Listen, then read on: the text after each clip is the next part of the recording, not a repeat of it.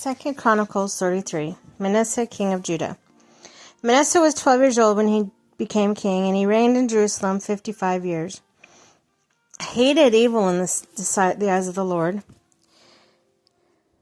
following the detestable practices of the nations that the Lord had driven out before the Israelites. He rebuilt the high places his father Hezekiah had demolished. He also erected altars to the Baals and the Asherah poles. He bowed down to all the starry host and worshipped them. He built altars in the temple of the Lord, of which the Lord had said, "My name will remain in Jerusalem forever." In both the courts and temples of the Lord he built altars to his starry hosts.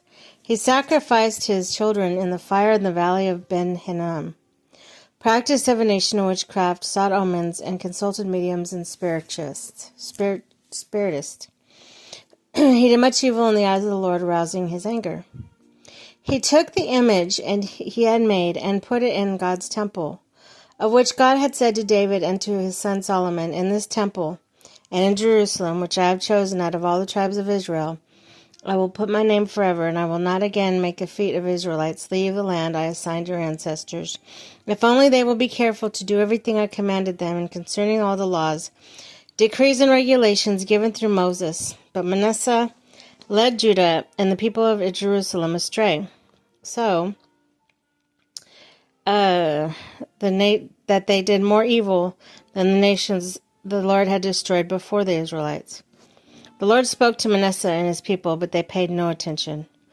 So the Lord brought against them an army commander, king of Assyria, who took Manasseh prisoner, put a hook in his nose, bound him with bronze shackles, and took him to Babylon. In his distress, he sought the favor of the Lord his God and humbled himself greatly before the God of his ancestors. And when he prayed to him, the Lord was moved by his entreaty and listened to his plea. So he brought him back to Jerusalem and to his kingdom. Then Manasseh knew the Lord as God. Afterward, he rebuilt the outer wall of the city of David west of the Gibeon springs and valley, as far as the entrance of the fish gate, and encircled the hill of Ophel. He also made it much higher. He stationed military commanders in all fortified cities of Judah. He got rid of foreign gods and removed the image from the temple of the Lord, as well as all the altars he had built on the temple hill and Jerusalem, and he threw them out the city.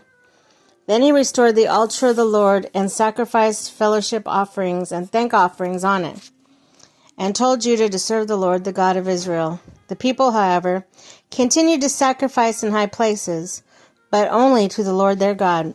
In other events, Manasseh's reign, including his prayer to his God and other words the seers spoke to him in the name of the Lord, the God of Israel, are written in the annals of the kings of Israel. His prayer and how God was moved by his entreaty, as well as all his sins and unfaithfulness, and the sites where he built the high places and set up Asherah poles and idols before he humbled himself. All these are written in the records of the seers.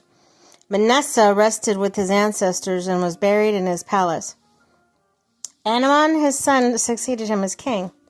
Amon, king of Judah. Amon was 22 years old when he became king, and he reigned in Jerusalem 2 years.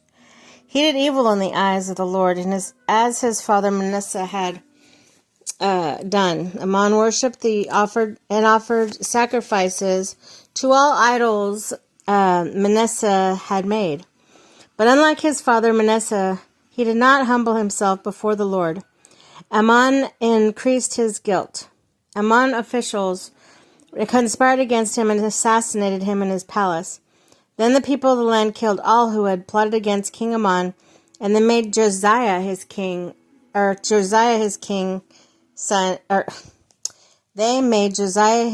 king in his place.